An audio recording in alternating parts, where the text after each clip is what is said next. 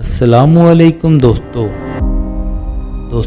हज़रत अली रज़ी अल्लाह ताला अन्हा वो हस्ती हैं जो बहुत सी खूबियों और कमालात के मालिक हैं। आप शेर खुदा भी हैं और दमाद मुस्तफ़ा सल्लल्लाहु अलैहि वसल्लम भी।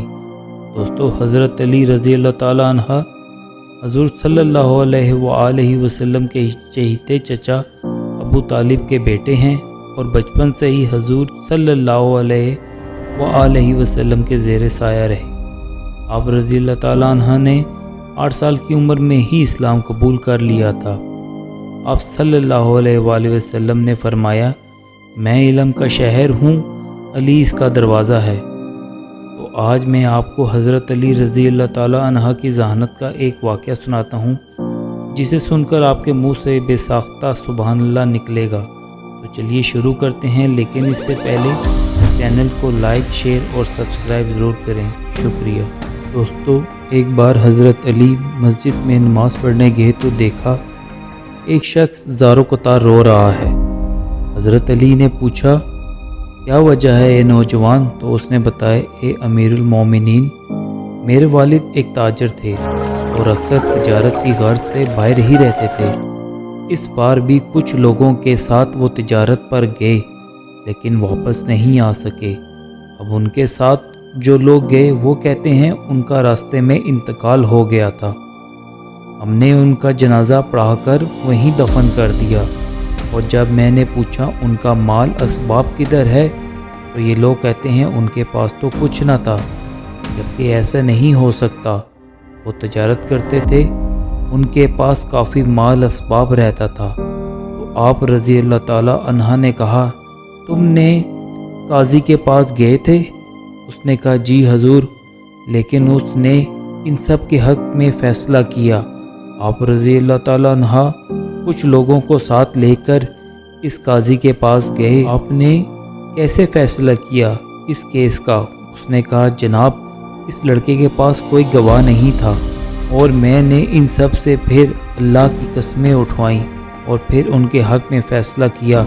तो हज़रत अली रज़ी अल्लाह ताला अन्हा ने कहा, अब इस केस का फ़ैसला मैं ख़ुद करूँगा, ऐसे जैसे हज़रत दाऊद अलैहिस्सलाम ने किया था।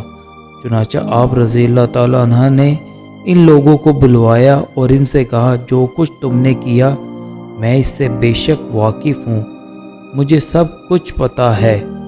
फिर आप रज़ी अल्लाह ताला अन्हा ने इस टाइम की पुलिस के चंद लोग बुलवाए और कहा, एक पुलिस वाला एक बंदे को पकड़कर इसके मुंह पर कपड़ा चढ़ा दे और याद रहे, जब एक बंदे का बयान सुनूं तो उसका दूसरा साथी पहले वाले का बयान ना सुन पाए। फिर इसके बाद आप रज़ी अल्लाह ताला अन्हा ने पहले मुल्ज़िम को बुलाया और कहा, जो कुछ तुमने किया मैं इससे वाकिफ़ हूँ, मुझे सब कुछ पता चल चुका है। आप रज़ी अल्लाह ताला अन्हा ने पूछा, वो किस जगह वफ़ात पाया? मुल्ज़िम ने कहा, फ़लानी जगह। फिर पूछा, क्या टाइम होगा? उसने उसका भी जवाब दिया। तमाम सवालात पूछ लेने के बाद आप रज़ी अल्लाह ताला अन्हा ने कहा कि अब दूसरे को भी लेकर आओ। फिर दूसरे मुल्ज़िम को लाया गया। आप रज़ी अल्लाह ताला अन्हा ने कहा, मुझे पहले वाले ने सब कुछ बता दिया। दूसरा मुल्ज़िम डर कर बोला, हजूर, मैं इस कत्ल में शामिल नहीं, मैंने इनको मना किया था, ये बाज नहीं आए और इसे कत्ल कर दिया और इसका सब माल आपस में बांट लिया। गोया इसने सारा वाक़या बयान कर दिया।